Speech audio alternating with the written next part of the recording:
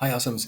Welcome to our writing process video. So my purpose in this video is to demonstrate, if you are unfamiliar with the writing process, is to make you feel more comfortable, right? More confident, and feel okay with the fact that writing is a process. That writing is not a one and done situation or scenario. You sit down to write. Okay, that's not the end of it. You don't just do it once. But even before you begin to write, brainstorming in what we call invention, a rhetorical invention, research, even, right? Learning something more about the topic, looking at the thing that we're analyzing, especially for our rhetorical analysis specifically, doing preliminary writing types of exercises help us in the writing process. So we consider that part of the process. We're going to look at, as we kind of just go through here, it's very, very short. I know it says book. It's not really a book. It's just it's the name of the program.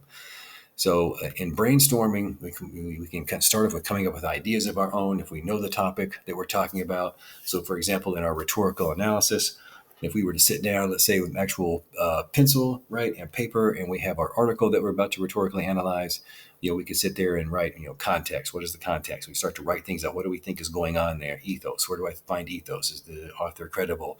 We can just brainstorm about ethos, brainstorm about pathos. Where do we think pathos is in the article? Logos. Where is the author appealing to reason? And we can just kind of like sketch all those kind of things out and kind of put some of that stuff down first before we sit down and try to make sense of it, right? This is something we would do before we would actually sit down to write, as part of the process of writing.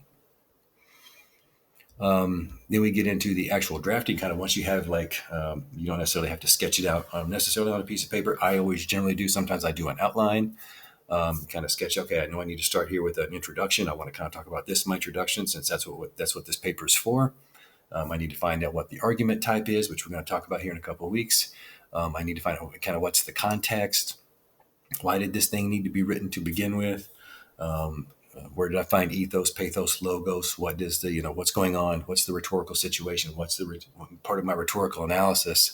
What was the author successful in getting their point across? Especially harking back to what was their point, right? What is the author trying to get across? That's what we talked about in the introduction. So this part of the rough draft here, then we're going to go through, get all that stuff down, right? We've done some pre-writing and some of our brainstorming, got an idea of maybe sketching that. Maybe we've done an outline, maybe we've done a mind map, any other thing like that we do that maybe helps us. Now we're going to sit down and we take that, say we've done a mind map. Let's say it's all right here. We sit down to write, we have our source maybe up there too, using our mind map, put it together. We've drafted. Then you submit that, of course, then I'll give you some feedback. Then once we do that, we can go back and look at it again, right? Revision is literally means to see something again, not necessarily for the first time, but with fresh eyes, right? We go back, because a lot of times when we're sitting in there writing it ourselves, we're writing kind of in that vacuum, so to speak, in our writing space, on the couch, at our desk, in our bed, in our favorite chair in our room, at the library, the coffee shop, whatever it might be. It's easy sometimes to not see something because we're so close to it. So sometimes you need to get your first draft done, set it down, set it off the side, go do something else, and then come back to it. It's a process, right? So after we revise, and then there's this final two steps, editing and proofreading, where we kind of really start to get into the nitty gritty. And this is where Grammarly kind of helps too. We don't have hopefully as much editing or polishing to do, because we've kind of had Grammarly perhaps going on in the background, especially after maybe our first rough draft, run it through Grammarly once, unless we have it in the background and it's constantly running for us. Grammarly will help us smooth off some of those issues, smooth the edges, if you will, and make it flow a little better, catch some of the maybe run-on sentences or some of the comma splices or some of the different things like that we'll talk more specifically about later. But for now, Grammarly will help us kind of find some of those things so that the editing and polishing phase isn't as arduous. So that's the right. Just once it's okay. The writing process is supposed to be a couple of iterations. You maybe sit down and you organize your paper a little bit at first. You get a first draft, get someone else to look at it. You're going to make some revisions, and it may be you may go through that a couple of times.